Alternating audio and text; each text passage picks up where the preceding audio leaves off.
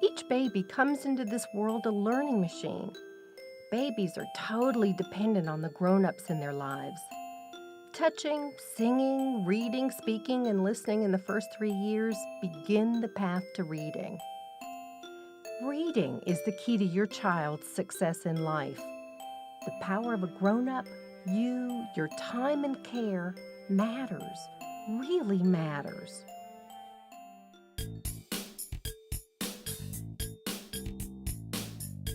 Read to me, and I will fall in love with words.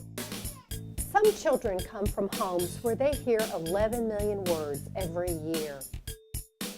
Compare that with children who hear only 3 million words per year. By age 3, the difference in the vocabularies and language use in these two groups of children is tremendous.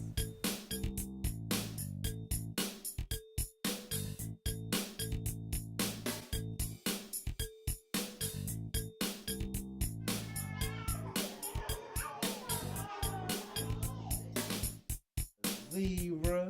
Is that a zebra? Hey, grown-up, I'm a learning machine.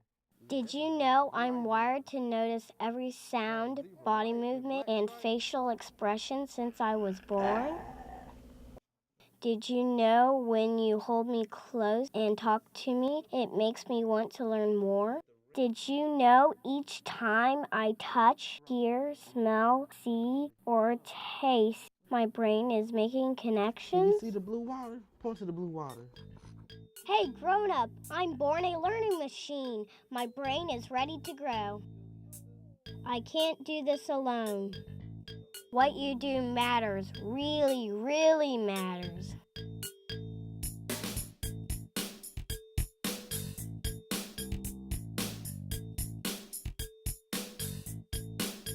Did you know, even though babies can't talk, they are learning words when you talk to them?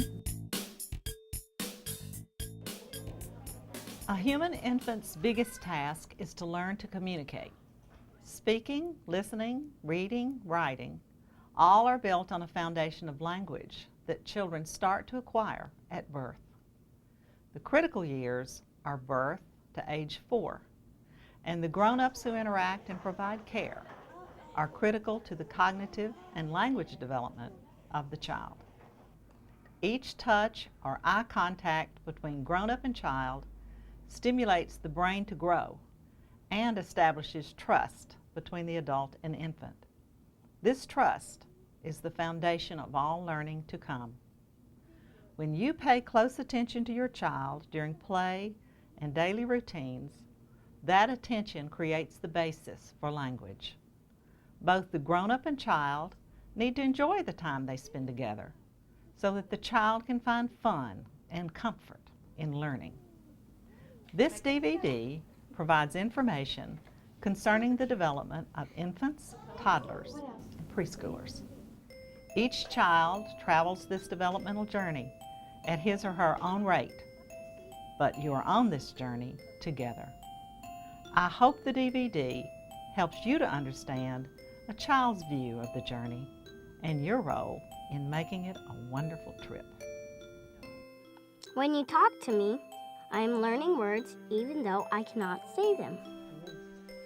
Touching me and hearing your voice makes me fall in love with words.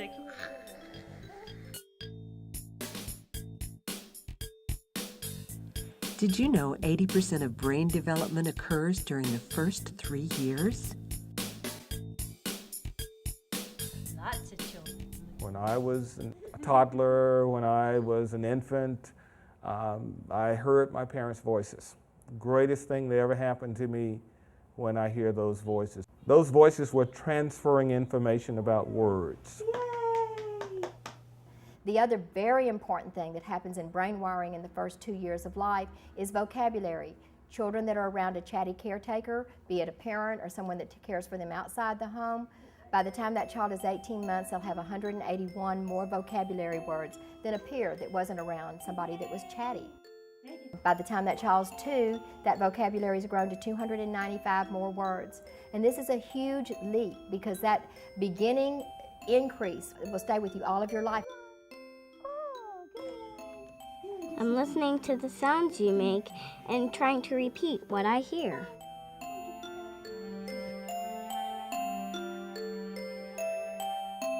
When you hold me close and talk to me, it makes me feel warm and safe.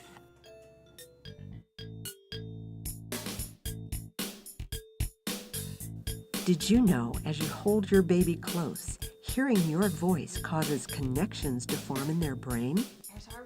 Early literacy begins at birth. It develops right along as the child learns to speak. It's not contingent on fancy toys and equipment. It is directly related to the parent. The parent is the child's first teacher. And how much that parent sings to, speaks to, reads to that child will have a direct correlation to that child's ability later in life to be able to hear the fine differences between letters like B and D, B and D, when they get formal reading instruction.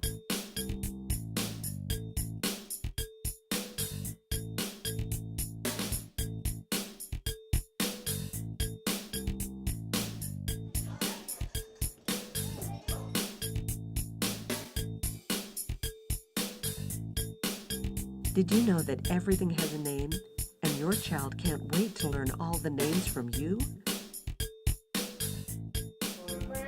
Wow. Let's see. Where's the formula? The child will try to do exactly what you're doing because there's a relationship. And I think without the relationship, it's going to be very difficult for children to learn to read. Talk to me when I play. Talk to me about what I'm doing. You'll be surprised. Can you pour water in here?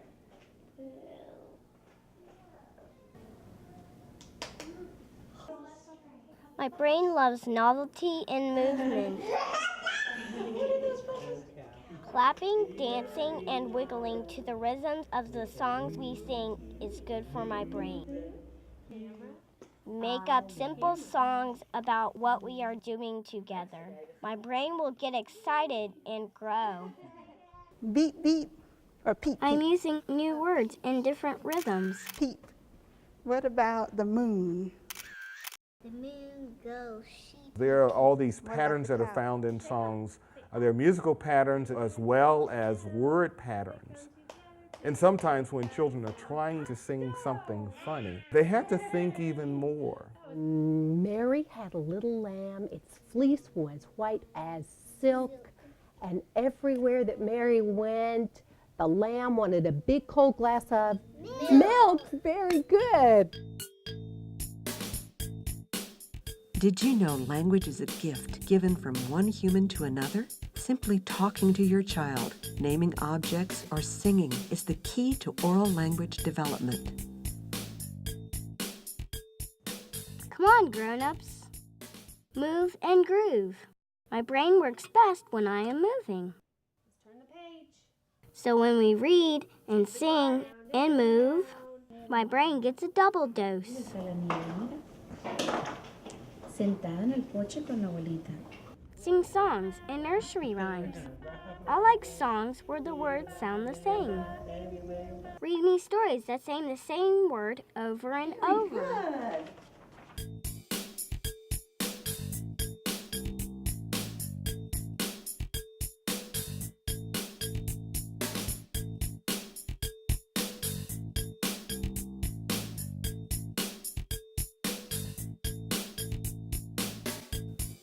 Did you know learning to read is built on a foundation of language that children learn from birth? It is an amazing, complicated process. I like it when you let me find letters in the grocery store or when we're driving around town. I already know lots of letters. What's the first letter of your name?